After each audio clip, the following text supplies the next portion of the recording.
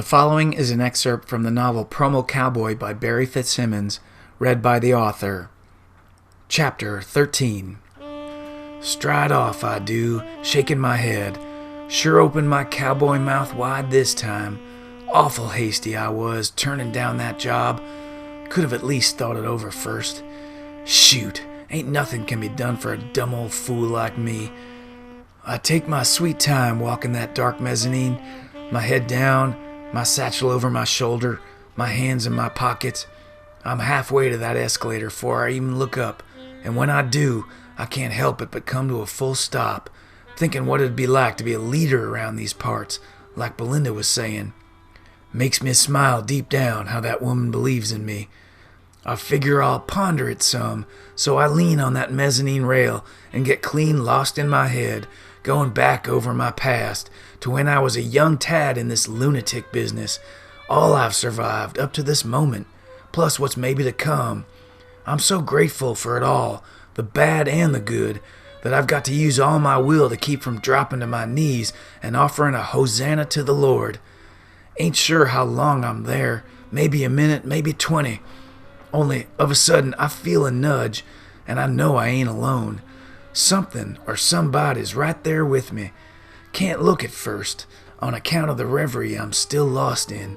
Only I feel him, his presence, and for a beat or two, I'm convinced it's none other than the Son of Man. Wouldn't surprise me one bit. Delight me to no end, it would. Joyful I'd be to be through with all this. Course, then I get a sense how he's slight and wispy, with bleach white hair and thick framed glasses, and that voice. What are you doing, Franklin? Just like that Willy Shubermiller pulls me from the heavenly realms back to the material world. I have been standing here watching you stare off like some tourist. Says that last word, he does, like it represents the lowest form of life on earth. I turn to him, and with me leaning over that rail and him standing up straight, we're about the same height. Got his trademark blazer on, he does, with a hoodie over the back, plus some dirty water jeans and them old school sneakers, and that 3-day growth. Pulls off the look, I guess. What brings you out at such an hour, Will? Thought I'd come up for air. Didn't expect to see you. He eyeballs me, and I give it right back. You finally have Joey Stolignaya potty trained? Lay off, old Joe. You lay off, locking the guy up day and night. Belinda will flip when she sees all your overtime with him. And do you know how much TSV marks up all the food you order? I'll let them be my concerns, Will. I'm thinking about what's best for Belinda. I lift up. Then where you been keeping yourself? Woman's awful worried. Not so much about you as the work you're doing for her. Tell ya, she ain't happy, Will. She'll be happy when she sees this. He lifts up a paper sack with funny black marks on it. Don't look like no finished projects in that bag, I say. Will makes a face. Of course not. I never deliver the product to the client. He holds up that bag again. This is a sashimi deluxe dinner for 2 from a fantastic place around the corner, Sushi Central. He talks real puffed up and proud like. I always bring the Japanese goods when I want something from Belinda. I feel puffed up too, and proprietary to boot, duty-bound to protect my client from this dastardly trickster. You ought to bring that sushi someplace else. Belinda's got a real important meeting. She just now told me. That Willie tosses his head side to side in a playful fashion, making himself a fool, I guess to show what a fool he thinks I am. She's got an important meeting, all right. With me. I go from feeling all puffed up right down to miniature. Is that right, I say, looking away. You know, one time, years ago, Belinda and I were in bed together, eating sashimi. You and who? He looks at me like I'm the most feeble-minded mental defective he ever met. Belinda and I were in bed eating sashimi. And when it's on your tongue, sashimi that is, it has the same texture as a woman's... I cut his line. When was this? I don't know, 15 years ago, 20? Who's counting? You knew Belinda all that time ago?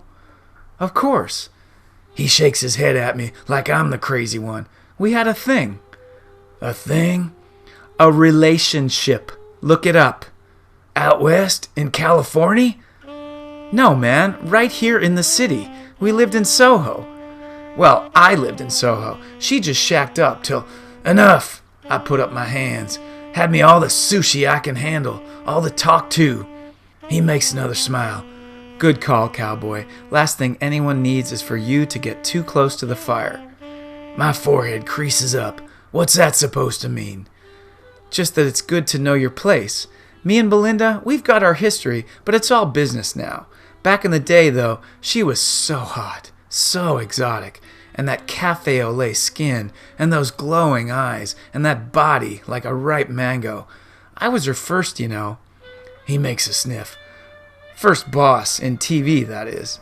She worked for you? Doing what? Belinda was a top A girl.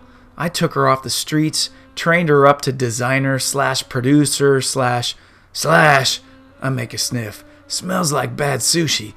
Where was all this, and when? Will makes a head shake, plus a hand gesture. Forget about it. Don't want to tell me? Don't believe you then. Now I've got a hold on his goat, sort of.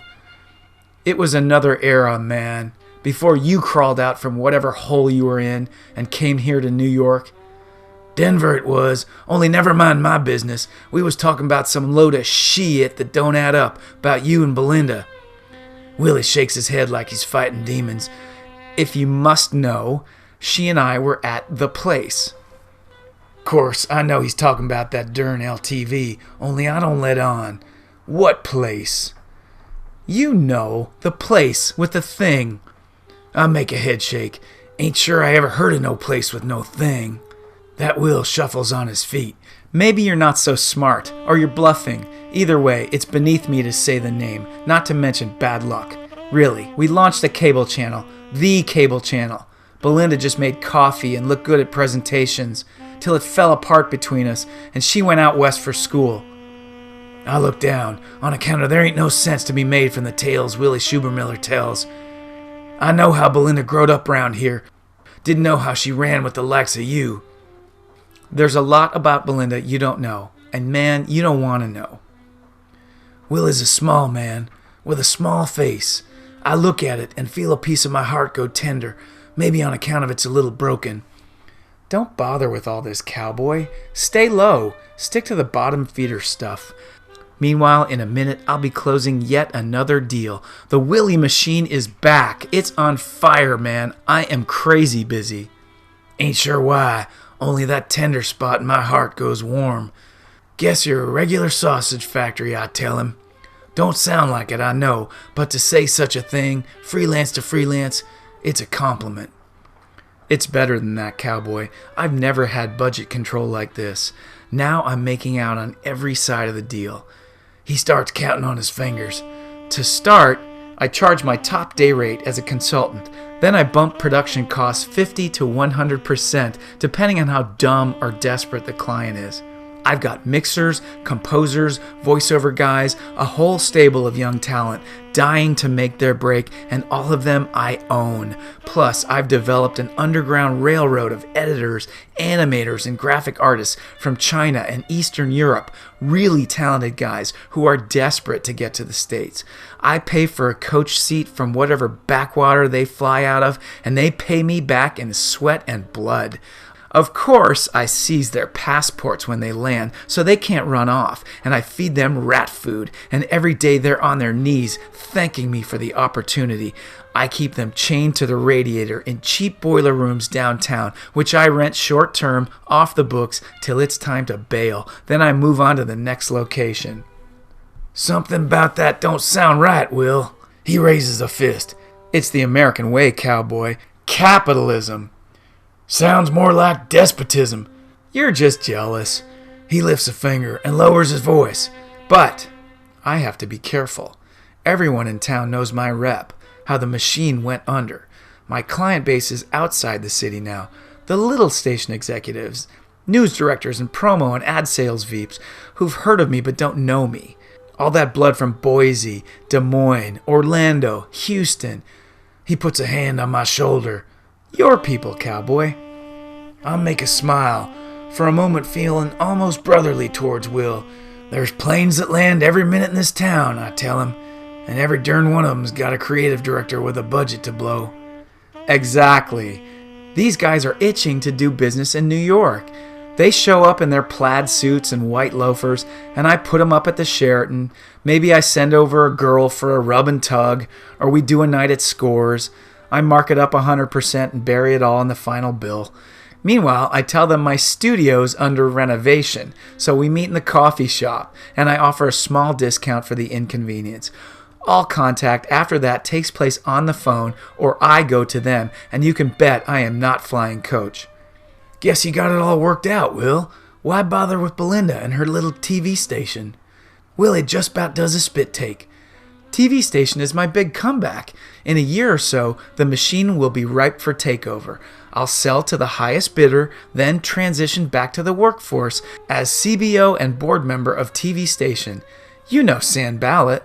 Well, Sanby is my mentor, an old and dear friend, and after he retires... Wait! I cut him off. Back up. Ain't Belinda the chief branding officer? He looks at his watch. It's got big numbers like on a clock radio. She's a bit player. She'll be out by then. Sure don't seem that way. Way she was just talking, you're on the way out. Will goes to put a finger to my chest, stopping just short. Look, man, if she doesn't play along the way we... He checks himself, taking a breath. This deal took some planning with Sanby. I've got tons of skin at TV station. I get a funny thought. Guess it's a good thing you ain't working for me, eh, Will? For a flash, Willie looks like a man who's seen the devil. He shakes it off and makes a smile. That's rich, Cowboy. Let's hope it never comes to that. He looks at his watch again, then over towards Belinda's office door. Us both can see it from where we're standing, even though it's clear across the building. Moving along then, eh? I'd ask you to join Belinda and me, but... Nope, had me a steak with Joe. Won't touch no raw fish anyhow. Too many worms eating away at the world from the inside. Willie makes a face. That's gross, man. You're making me lose my appetite. Him and me eyeball one another for a long beat. Then he says, You're still mad about the hat. Ain't mad about the hat. He starts walking away. Let it go, Cowboy. I ain't mad, I call out. It's just a hat, he says, almost yelling. It ain't just a hat, I say too loud, and I ain't mad. It's half a lie, and I guess Willie knows it.